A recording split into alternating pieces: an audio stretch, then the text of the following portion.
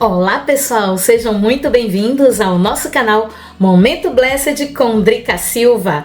E hoje nós vamos para a nossa 10ª reflexão do nosso canal, dando sequência, àquele tema que nós estamos abordando em João 11, no Evangelho de João, capítulo 11. E o nosso tema de hoje é Jesus nunca se atrasa, ele chega no tempo certo, parte 2, Maria, uma adoradora por excelência.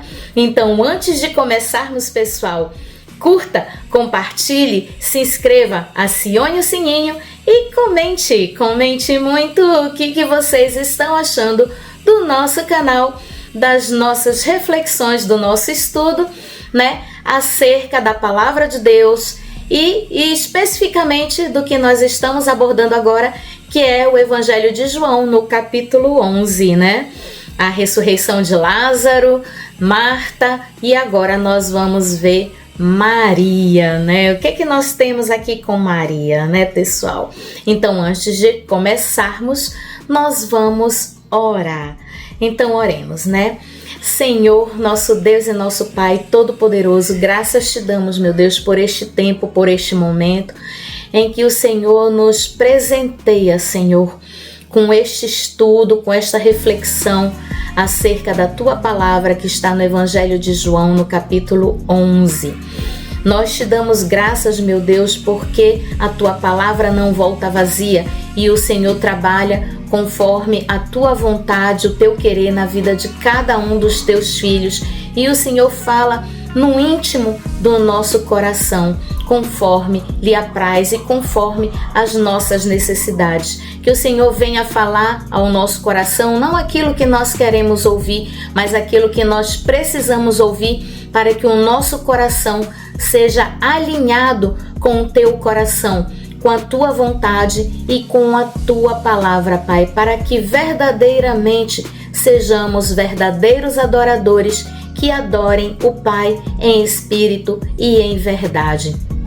Muito obrigada, meu Deus, por este tempo, por este dia que se chama hoje, por isso é presente, porque é um presente, é uma dádiva de Deus, nós termos a oportunidade de ainda podermos pegar uma Bíblia, a palavra de Deus, e estudarmos e estarmos aqui num canal, num meio de comunicação onde Deus nos permite falar acerca da Sua palavra. Então, desde já, Pai, toma controles total sobre tudo isso que vai acontecer agora neste tempo, neste momento. Prepara os nossos corações, alinha com os céus, Senhor, e que seja feita a Tua vontade e não a nossa, em nome de Jesus. Muito obrigada, Senhor. É o que te pedimos e desde já te agradecemos. Amém, amém e amém. Glória a Deus, louvado e bendito seja o nome do Senhor, hoje e eternamente. Então, vamos para o nosso estudo, pessoal. O nosso estudo, então, nós vamos abordar, desta vez, dando sequência, ao estudo passado, e nós vamos entrar agora com Maria, Então, dando sequência, nós vamos abordar o Evangelho de João, o livro de João, capítulo 11, dos versos 28 ao 33, que diz o seguinte, pessoal: E depois de dizer isso, foi para casa, e chamando à parte Maria, disse-lhe: O mestre está aqui e está chamando você. Ao ouvir isso, Maria levantou-se depressa e foi ao encontro dele. Jesus ainda não tinha entrado no povoado, mas estava no lugar onde Marta o encontrara. Quando notaram que ela se levantou depressa e saiu, os judeus que estavam confortando em casa seguiram-na, supondo que ela ia ao sepulcro para ali chorar. Chegando ao lugar onde Jesus estava e vendo-o, Maria prostrou-se aos seus pés e disse-lhe: Senhor, se estivesses aqui, meu irmão não teria morrido. Ao ver chorando Maria e os judeus que a acompanhavam, Jesus agitou-se no espírito e perturbou-se. Esses são os versos do 28 ao 33 do livro de João, capítulo 11. Eu gostaria de fazer uma pequena observação aqui, para nós, porque eu já vi algumas pessoas falando, na internet acerca do comportamento de Maria de não ter ido, ao encontro de Jesus como Marta foi. Então a observação que eu quero fazer, ela é interessante porque ela é cultural, Primeiramente, eu gostaria de abordar o porquê Maria ficou em casa sentada juntamente com os que as estava visitando e não foi ao encontro de Jesus de imediato, de pronto. Segundo as tradições judaicas, durante o período de luto, a Shivá, os 7 dias iniciais após o sepultamento, a prática tradicional em Jerusalém e em outras comunidades judaicas é que os enlutados permanecessem em casa. Eles não saíam, Nos próximos 7 dias após o sepultamento, eles ficavam ali, na casa deles, eles não saíam para nada. O objetivo é que se isolem das rotinas diárias e foquem no luto e no consolo mútuo, recebendo os pêsames de amigos e familiares. Por isso, quando Jesus chega à aldeia de Betânia, os judeus estavam lá confortando, consolando Marta e Maria, pelo luto da perda de Lázaro, do irmão delas. Então Maria não saiu ao encontro de Jesus, não porque ela tivesse magoada, ressentida, ferida ou qualquer outro tipo de sentimento contra a pessoa do nosso Senhor Jesus. Muito pelo contrário, Ela apenas estava seguindo as tradições. E quando Marta chega lá na casa delas, ela fala a Maria que o mestre a estava chamando. E ela vai sem demorar ao seu encontro. Como diz, justamente após isso, ela chamou, E Maria, de pronto, ela se levantou e saiu correndo e foi ao encontro de Jesus. E quando os judeus viram isso, pensaram inclusive que ela estava indo ao sepulcro chorar, porque ela foi muito rápida, quando Marta falou a ela que Jesus a estava chamando, Ela não se fez de rogada em nada, ela simplesmente levantou e foi, obedeceu ao chamado, de Jesus.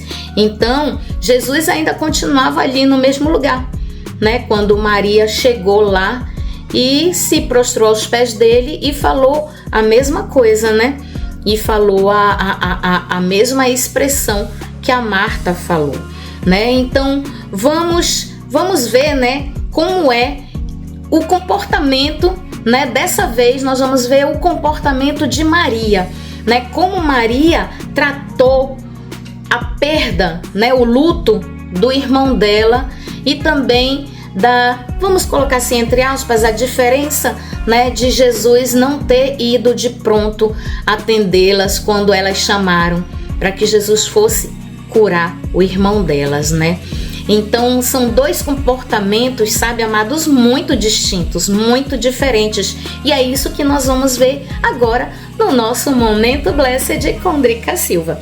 Então a fala de Maria para Jesus foi a seguinte, nos versos 32. Chegando ao lugar onde Jesus estava e vendo, qual foi o comportamento delas, amados? Se vocês estiverem com a Bíblia de vocês aí, vejam João 11 no verso 32. Qual foi o comportamento de Maria quando viu Jesus? Ela se prostrou aos pés de Jesus e disse: Senhor, se estivesses aqui, o meu irmão não teria morrido. Olha a diferença de atitude, Então, nós vamos agora ver justamente esta primeira e única atitude. Maria só teve uma única atitude, que foi essa, Ela declara uma verdade absoluta E foi a mesma frase que Marta falou ao encontrar Jesus: Senhor, se estivesses aqui, o meu irmão não teria morrido. E isso, gente, é uma frase muito verdadeira, só que com uma diferença. A Maria, ela simplesmente se prostrou aos pés de Jesus e o adorou. Ela não foi como Marta. Ela não ficou falando palavras jogadas assim ao vento para querer impressionar Jesus. Não, ela não questionou o porquê da demora de Jesus. Ela não confrontou Jesus e ficou falando um monte de coisas para ele.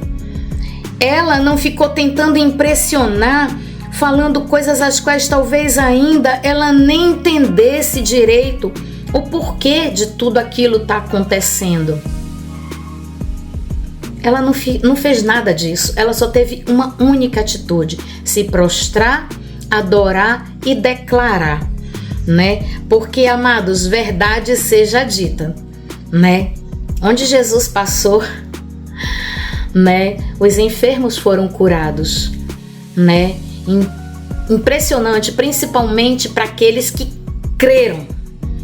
Porque sem fé é impossível agradar a Deus. Então, para uma cura acontecer, é necessário que a gente tenha fé, que a gente creia. Tanto é que ele diz: se creres, verás a glória de Deus. Então, a gente sabe que há uma condição. O ser, ele é uma conjunção condicional. Então, quando você vem se creres, ou seja, tem uma condição: se você crê, aí vem a consequência: você verá a glória de Deus. Então tem uma condição: para você ver a glória de Deus, você precisa crer. Entenderam? Então, aqui é um fato que a gente sabe que se Jesus estivesse ali, Lázaro não teria morrido. Ponto. Isso é um fato. Não teria morrido. Então isso é um fato que todos nós sabemos e que Maria e Marta também sabiam. Por esse motivo, justamente por esse motivo, elas esperaram ansiosamente por Jesus para não terem que passar pelo luto, porque elas sabiam que se Jesus fosse, Lázaro não teria morrido, né? Então isso é um fato que todos nós sabemos e todos nós estamos de comum acordo. Tanto eu, como vocês, como elas, como Marta, Maria, né? Elas sabiam. Então percebam que não houve imposição, colocação ou qualquer outro tipo de fala da parte de Maria ao nosso Senhor Jesus. Foi apenas comunicado o que ela cria. Ela cria que se ele estivesse ali, o irmão dela não teria morrido e ponto, nada mais do que isso foi dito. Ela simplesmente ficou ali aos pés dele. E ela chorou ali, diante da única pessoa que era capaz de impedir que Lázaro tivesse morrido, né? Então é muito interessante porque ela cria que Jesus é o Filho de Deus. Ela tinha certeza disso. Maria tinha a certeza disso. Tanto é que nós vamos ver a atitude de Jesus diante do que Maria fez. Ao ver Maria e os judeus que acompanhavam, Jesus agitou-se no espírito e perturbou-se. Aqui no verso 33, com Maria, não houve repreensões, não houve exortações, não houve nada dessas coisas. O que houve da parte do nosso Senhor foi um sentimento de profunda angústia ao ver a dor deles, sentindo o impacto do momento ao ponto de ele se agitar em espírito. Então essa foi a primeira e única também atitude de Jesus com Maria. Houve um lamento profundo, houve muita compaixão, ao ponto de ele simplesmente se agitar em seu espírito ao vê-la chorar e também aos judeus, demonstrando empatia e amor profundo que ele tinha por elas, por Marta, Maria e por Lázaro. Ele amava aquela família. Então ali com Maria, ele chorou, ele se agitou. Ele se agitou em espírito, ele sentiu compaixão, ele sentiu empatia, né? Então que diferenças, né, meus amados, entre as atitudes entre as irmãs Marta e Maria. É uma diferença assim gritante. Eu vejo uma diferença bem grande aqui entre uma e outra. Diferença essa que enquanto uma tocava trombeta, querendo mostrar quem ela era para Jesus, a outra, ela simplesmente, ela adorava em silêncio, mostrando tal confiança de quem Jesus é. De quem Jesus é. Se eu não sou quem eu estou dizendo que eu sou, eu não preciso estar mostrando para as pessoas uma coisa que não é verdadeira. Porque tudo aquilo que é mentira, gente, tudo aquilo que é falso, tudo aquilo que é hipócrita, uma hora vem a verdade sobre essas coisas e derruba e cai por terra. Então é muito vergonhoso. Por que a gente vê hoje em dia tanto escândalo? Por que a gente vê muitas vezes as pessoas que pregam a palavra de Deus sendo envergonhadas ali, entendeu? Porque vivem simplesmente uma vida que não é a delas. Elas mostram uma coisa para os outros, só que dentro de casa é outra. Elas mostram dentro da igreja uma religiosidade, que eu acho melhor essa palavra. Em casa, na rua, no trabalho, na escola, na faculdade, com outras pessoas é outra totalmente diferente.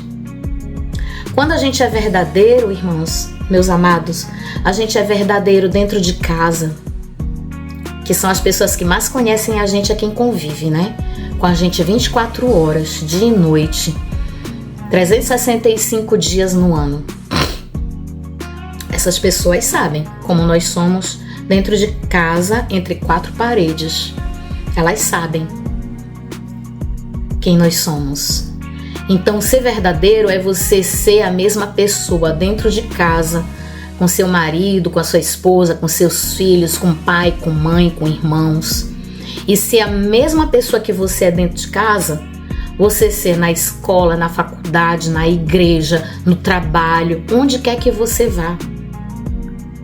Porque é muito fácil a gente fingir ser uma pessoa que a gente não é aqui, ó, atrás das câmeras, né, numa rede social.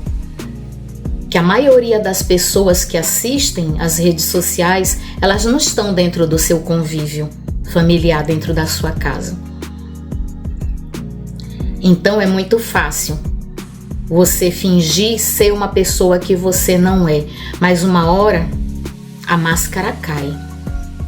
Porque a palavra de Deus diz que não há nada que seja escondido que um dia não venha a ser revelado.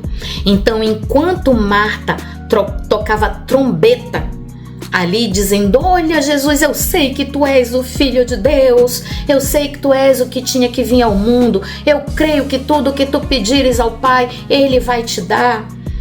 Ela estava ali tocando trombeta, tentando impressionar Jesus, tentando mostrar para ele que ela acreditava, que ela cria. Talvez ela pensava mesmo que ela acreditava. Que às vezes a gente acredita nas nossas próprias mentiras que a gente inventa. Esse é o problema. Quando você mente tanto que você passa a acreditar nas suas próprias mentiras. E ela acreditava. Ela pensava que ela acreditava. Só que Jesus, ele sonda o nosso coração, amados. Ele é a única pessoa que nos esquadrinha, faz um raio-x assim, ó. Um raio-x perfeito. Mente, alma, espírito, coração, tudo. Ele faz um raio-x perfeito da gente. E ele sabia o que estava dentro do coração de Marta, assim também como ele sabia o que estava dentro do coração de Maria. Então, enquanto uma tocava a trombeta querendo mostrar quem ela era, a outra adorava em silêncio, prostrada aos pés de Cristo, mostrando total confiança em quem Jesus é. Gente, é pra gente dar um glória a Deus. Eita, glória a Jesus. Eita, glória a Deus por isso. Muitos de nós gostaríamos de ser Maria. Eu gostaria muito de sempre ser Maria. Sempre, sempre. Em todos os momentos da minha vida, em todos os milésimos de segundo do meu ser, do meu respirar, eu gostaria de ser Maria. Mas em muitos momentos a gente acaba sendo um pouco de Marta.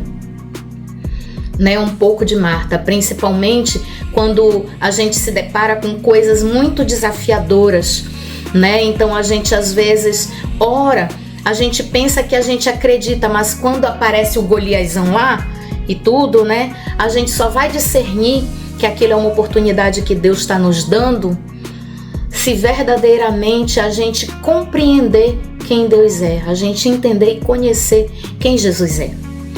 Lá naquele momento, vocês estão vendo lá na pregação do Josemir, Davi sabia que aquela era a oportunidade dele, porque quando o incircunciso lá ficou xingando Deus, ficou xingando o povo de Israel, então ele viu ali uma oportunidade. Então assim somos nós. Para a gente ser Maria 24 horas, a gente tem que ter esses tipos de discernimento, De aproveitar os momentos em que o Golias está ali xingando o nosso Deus, está nos afrontando porque nós cremos na palavra de Deus, está ali nos humilhando.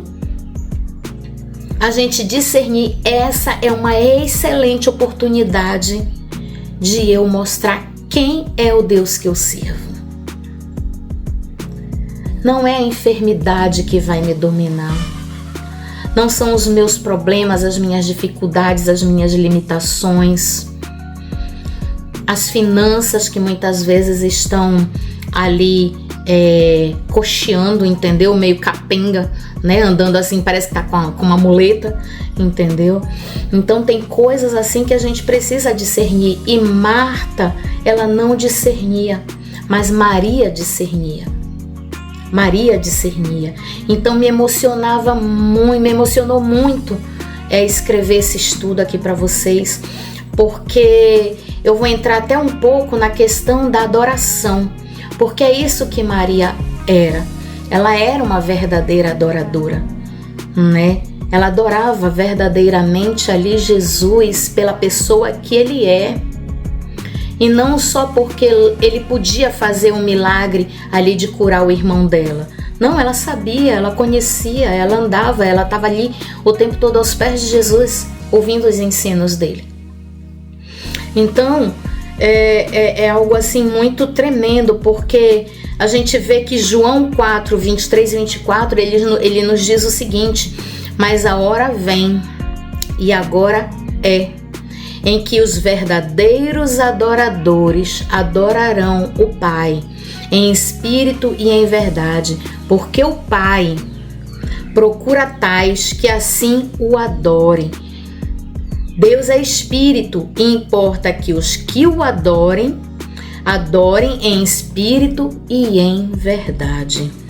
No entanto, os verdadeiros adoradores são aqueles que com humildade, mansidão e entrega se posicionam. Olha o que eu vou falar para vocês. Essa frase me veio na hora que eu estava fazendo o estudo. Eu não li em lugar nenhum. Ela me veio e eu escrevi.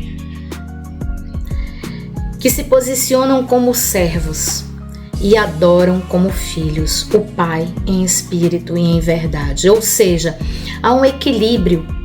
Vocês entendem? Há um equilíbrio entre reverência e intimidade no relacionamento com Deus. O que eu quero dizer com isso para vocês? O que significa se posicionar como servos? O que eu quero dizer com isso? Quando a gente se posiciona como servo, significa ter uma atitude de humildade. O que o servo é diante do seu Senhor? ele tem que ser humilde, ele tem que ser obediente e ele tem que prestar serviço. Então, quando nós temos atitude de humildade, obediência e de serviço diante de Deus, reconhecendo a soberania e a autoridade de Deus como nosso Senhor, entendendo o nosso lugar como alguém que serve aos propósitos divinos do reino, essa postura, ela envolve submissão, amados. Ela envolve submissão à vontade de Deus, do Deus Altíssimo, e a disposição para obedecer os seus mandamentos, os seus ensinos, a sua palavra.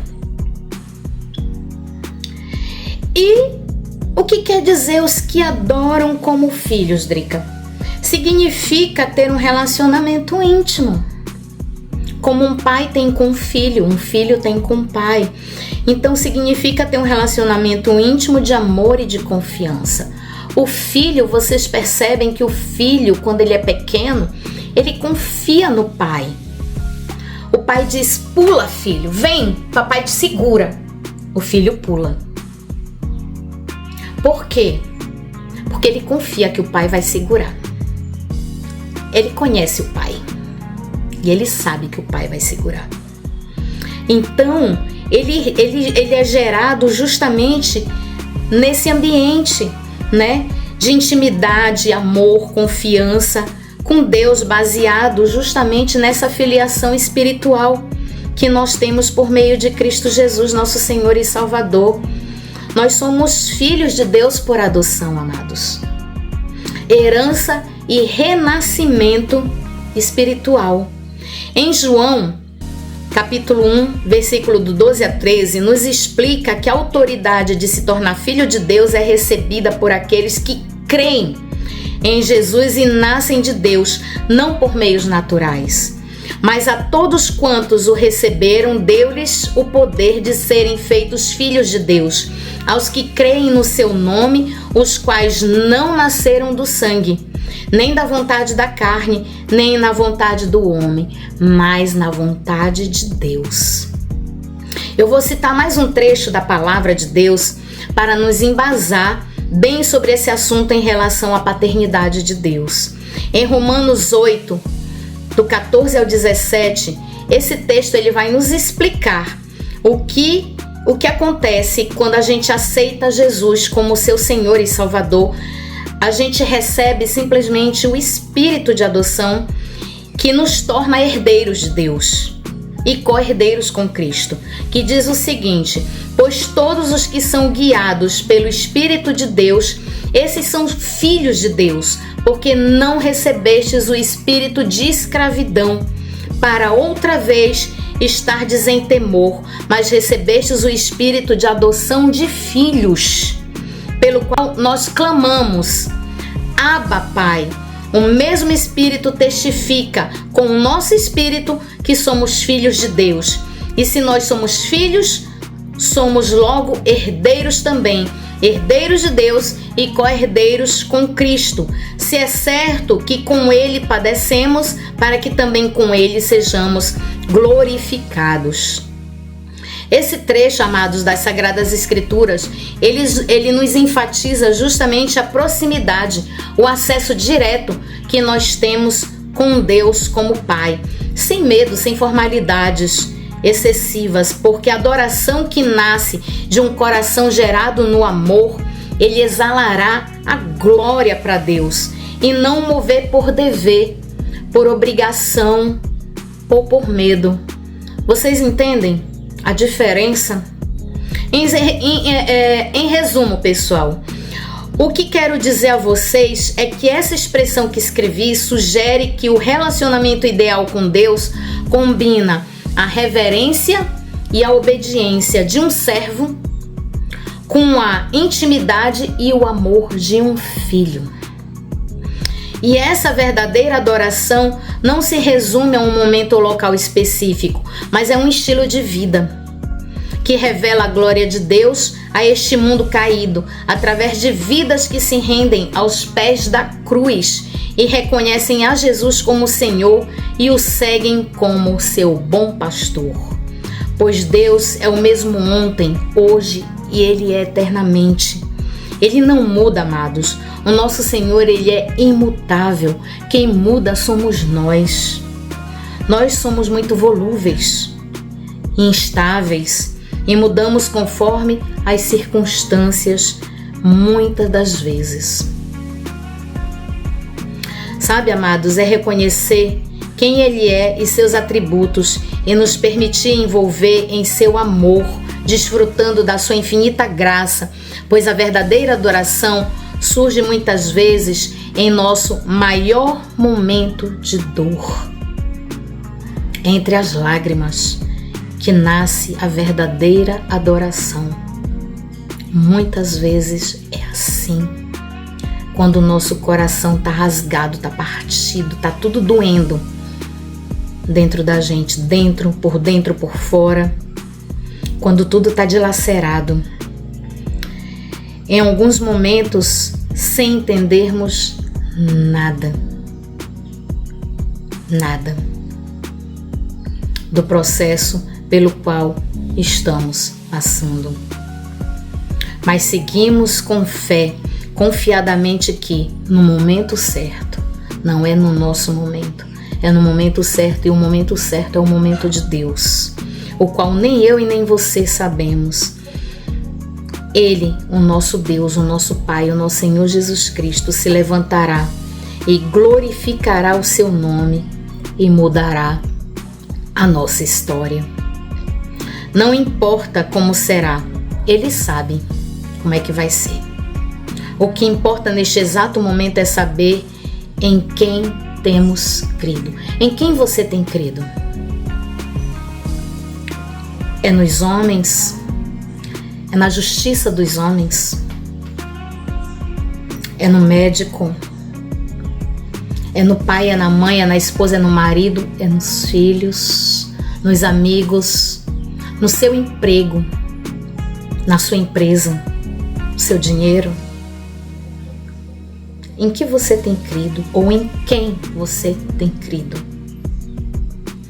Porque se soubermos quem nosso Senhor Jesus é e amarmos ao Senhor, o nosso Deus, com todo o nosso coração, com toda a nossa alma, com todas as nossas forças e com todo o nosso entendimento, parafraseando Lucas 10:27, consequentemente, saberemos o que Ele é capaz de fazer com todo o que se achega a Ele, com o coração quebrantado e humilde. Ele não rejeita, Ele acolhe e não despreza. É entregar-se plenamente a Deus, vivendo uma vida que o glorifique em todos os momentos. Não é só nos momentos bons, amados.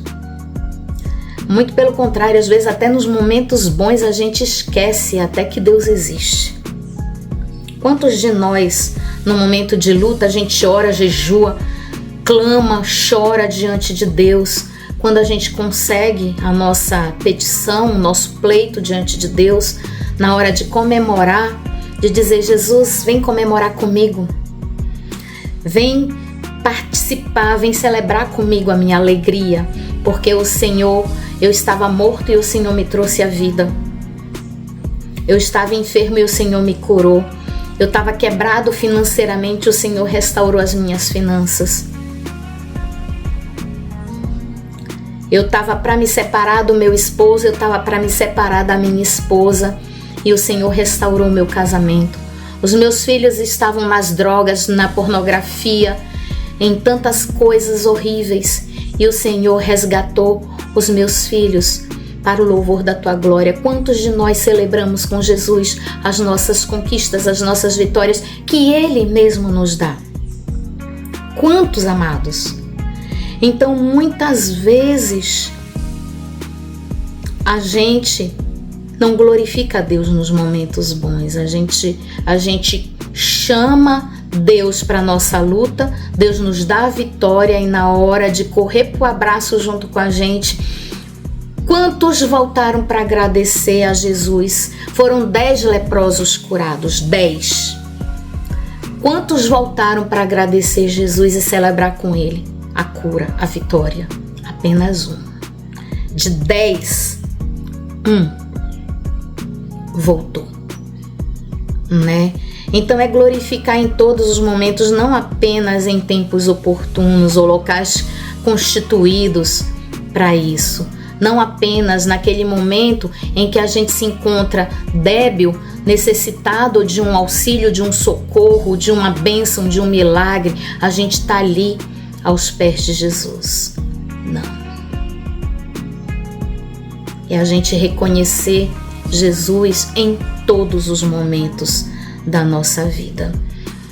É fazer como Maria fez ao lançar-se aos pés de Jesus, aos pés de Cristo, e vê-lo mesmo em um momento de profunda tristeza e dor, e dizer: eu sei quem tu és. Ainda que aparentemente o Senhor chegou atrasado, eu sei quem o Senhor é e o que o Senhor pode fazer. Por isso mesmo, sem entender nada, eu me prostro aos teus pés e choro, porque o Senhor vai interpretar cada lágrima que sair dos meus olhos. O Senhor vai interpretar, porque o Espírito Santo, ele traduz com gemidos inexprimíveis, quando muitas vezes a gente não consegue falar com a boca e suas lágrimas caem. Foi isso que Maria fez. Ela se prostrou, falou o que ela cria e chorou. E aquelas lágrimas dela foram interpretadas com gemidos inexprimíveis diante de Deus, ali diante de Jesus Cristo. Então é muito forte, amados. Ela não entendia o porquê dele não ter ido no momento em que ela e Marta chamaram. Ela não entendia. Ela não encheu Jesus de perguntas ou de frases para impressionar Jesus. Vocês sabem por quê, meus queridos? Porque de alguma forma, mesmo em meio à sua dor, ela sabia e conhecia quem era Jesus e o que ele podia fazer, se ele assim o quisesse.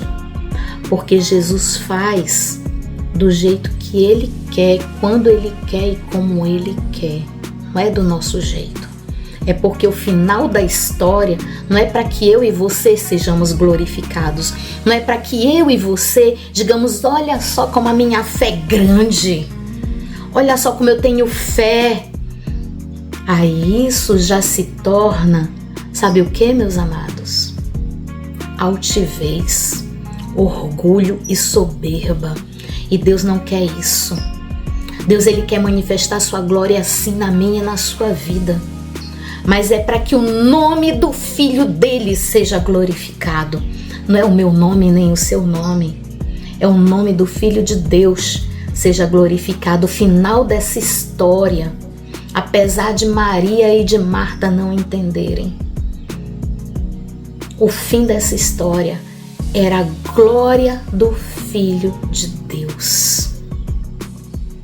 Então, muitas vezes a gente quer que as coisas aconteçam do nosso jeito, mas o nosso jeito não vai glorificar Deus, não vai glorificar o nome do Filho de Deus.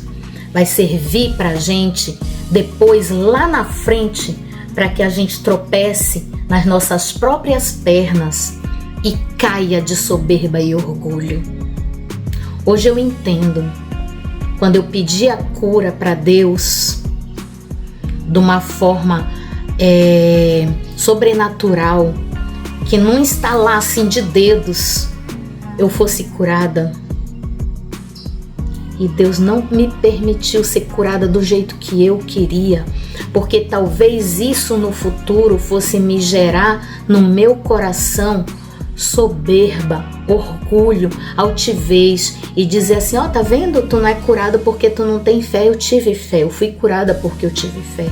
E não é isso que Deus quer que os seus filhos reproduzam. Ele quer que os seus filhos reproduzam graça, amor, empatia. Por isso que muitas vezes ele nos permite passar pela dor, amados. A gente não passa pela dor que a gente passa nas nossas vidas, pelas dificuldades, simplesmente porque Deus tem prazer de nos ver sofrer. Não! Cada coisa que a gente passa, ainda que tenha sido pelas nossas escolhas, pelas nossas teimosias e desobediências, ainda que tenha sido por isso que a gente tenha passado por dores, sofrimentos, nos machucado, nos ferido, pelas nossas próprias escolhas, Deus ainda assim, oh Deus, oh Deus, Deus, Ele converte tudo isso para a glória dEle. Ele converte tudo isso para a glória dEle. Sabe por quê, amados? Porque Deus age em todas as coisas para o bem daqueles que o amam. A Bíblia diz que tudo contribui para o bem daqueles que amam a Deus e vivem segundo o seu propósito. É por isso. Porque lá na frente o nome dele vai ser glorificado. Quantas vezes a gente fala e não diz nada? E muitas vezes a gente no nosso silêncio, muitas vezes a gente ali com o nosso coração tão contrito, tão quebrantado, tão arrependido, a gente tá ali sem conseguir falar uma palavra, as lágrimas caem. E naquele silêncio, Deus ele interpreta. Ele interpreta cada uma palavra que não foi dita, não foi verbalizada, mas ela foi dita com ações. Maria, mesmo sem ter as devidas noções acerca da sua atitude de louvor a Deus, entrou para a história. A sua atitude de adoração permanece, mesmo em meio à sua dor da perda do seu irmão Lázaro, ou seja, as coisas que aconteceram não mudaram a sua perspectiva de quem Jesus é. Não mudou. Ela segue confiada que nele há todo o poder e autoridade para mudar o rumo de qualquer história, inclusive da história dela, inclusive da história do irmão dela. Talvez ela não tivesse noção do que estava para acontecer, mas ela cria. Diferente de Marta. A obediência é a forma mais elevada de adoração. A obediência à palavra de Deus é uma maneira de dizer sem palavras: Senhor, eu te amo, demonstrando lealdade e reverência, gratidão e exaltação. Há um louvor, amados, que eu amo muito, eu gosto muito desse louvor, e ele diz o seguinte, né? Quem já pisou no Santo dos Santos, em outro lugar, não sabe viver, e onde estiver, clamar pela glória, a glória de Deus. Esse louvor, gente, é algo assim surreal. Percebam que quem busca estar na presença de Deus de contínuo não consegue ficar longe dessa presença, não consegue ficar longe dessa presença. A presença de Jesus, ela é incrível, ela é maravilhosa, ela é surreal, gente. Outros lugares podem ser lindos fisicamente, mas nada se compara à presença de Deus, nada se compara a gente estar na presença de Deus, nada se compara do que está por vir, do que Deus tem preparado para nós. Nada se compara. A palavra de Deus diz que nem olhos viram, nem ouvidos ouviram, nem subiu ao coração do homem. É aquilo que Deus tem preparado para mim e para você. Gente, é muito maravilhoso. Os lugares são desertos áridos e causticantes. E a presença do Altíssimo são rios de águas vivas que jorram sem cessar dentro de nosso ser. Ela corre do trono de glória, direto do trono de glória, e preenche todas as lacunas vazias do nosso ser. Tudo aquilo que um dia a gente achou que foi perda para nós é lucro. É lucro diante da presença de Deus. Diante daquilo que Deus já fez na cruz do Calvário por nós. Diante do acesso que Ele nos deu ao Pai, rasgando o véu de cima a baixo. Tudo que um dia Paulo diz sobre isso, Paulo fala sobre isso, que tudo se tornou perda. Tudo se tornou perda. Diante de quem Deus é, diante de quem Jesus Cristo é. Nada se compara. Apocalipse 22, 1 ao 2, ele nos descreve a visão do rio de água viva, da água da vida, puro como cristal, fluindo do trono de Deus e do Cordeiro, e a árvore da vida em ambas as margens, produzindo 12 frutos por mês, e cujas folhas curam as nações, simbolizando a restauração plena e a vida eterna na Nova Jerusalém, destacando a fonte de vida e cura divina. Este rio da água da vida representa a própria presença de Deus. É a vida abundante que Ele oferece, purificando-nos, restaurando-nos, sustentando-nos no meio das adversidades. Ele não nos prometeu tirar as adversidades do nosso meio. Ele nos prometeu nos livrar lá dentro. Foi lá dentro da fornalha que o quarto homem apareceu. Foi lá dentro da fornalha. Foi lá dentro da cova dos leões que a boca deles foi atada. Dos leões foi atada. Não é nos tirando as adversidades da nossa vida, as dores. Não é nos tirando, mas é nos colocando dentro dessa dor e mostrando que o quarto homem está lá. Que o anjo do Senhor está atando a boca dos leões que tentam nos devorar no nosso dia a dia. Gente, eu não sei o que vocês estão sentindo aí do outro lado, mas o que eu estou sentindo aqui é surreal. É maravilhoso. Entendeu? É algo assim que a gente não explica. Eu não consigo explicar com palavras. É muito, muito maravilhoso, porque se a gente conseguir perceber o que Maria fez nas 3 passagens às quais ela é citada na Bíblia, ela simplesmente decidiu mergulhar profundamente nos rios de Deus. Primeiro, ela buscou o Senhor, priorizando estar na presença de Jesus, ouvi-lo e ter um relacionamento com Ele. Segundo, ela adorou no pior momento da sua vida, diante da dor intensa pela morte precoce do seu irmão. Terceiro, ela ungiu, quebrando o vaso de puro nardo, preparando o corpo de Jesus para o seu sepultamento. Vocês acham que quando Deus pediu para Abraão Isaque, ele queria de verdade Isaque? Ele queria Isaque, amados?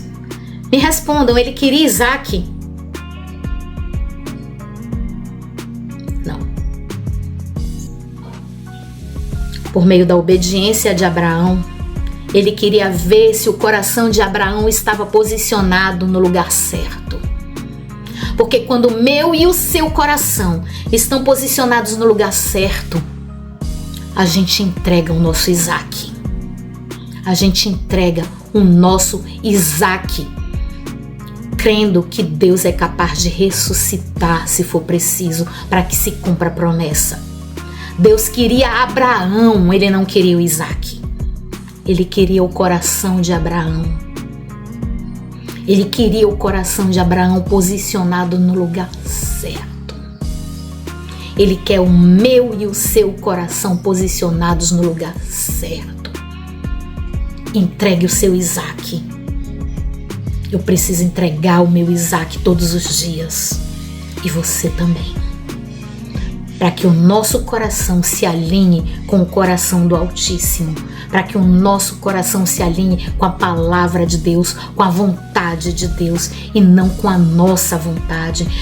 Porque quando o nosso coração está no lugar certo, a entrega acontece. Na certeza de que Deus é soberano. Deus é capaz de ressuscitar o seu Isaac para que se cumpra o propósito que Ele determinou na minha e na sua vida. É a gente que tem que entrar no rio e decidir qual a profundidade que eu e você queremos no nosso relacionamento com o Espírito Santo, com Jesus Cristo, com Deus Altíssimo. É nós que decidimos até onde nós vamos. E o rio, o Espírito Santo, ele é cavalheiro. Ele não vai invadir você. Ele vai até onde você disser para ele ir. Por que muitas pessoas não veem milagres hoje em dia? Por que muitos não creem que milagres acontecem hoje em dia? Não é porque Deus mudou. É porque a pessoa se tornou incrédula. É porque a pessoa deixou de crer na palavra. Deixou de crer que Deus é o mesmo ontem, hoje e eternamente. Então o Senhor já criou, amados, o acesso e nos revelou o caminho. Só falta decidirmos chegar lá. Que como Maria, nós busquemos entrar no mais profundo relacionamento com Deus por meio de Cristo Jesus, nosso Senhor e Salvador, e do Espírito Santo que representa este rio de Deus. E nos tornemos verdadeiros adoradores, que adorem o Pai em espírito e em verdade, não só da boca para fora, como Marta fez.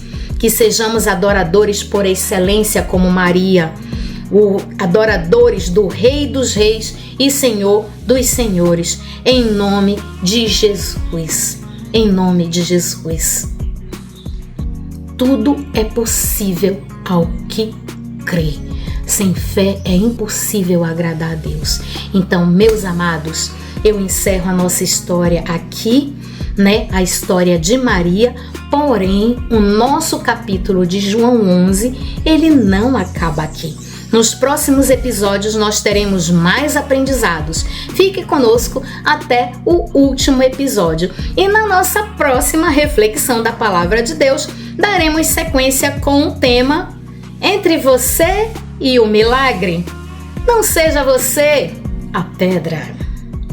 Ok, pessoal? Então é isso. Espero que tenham gostado. Um beijo no coração e God bless you!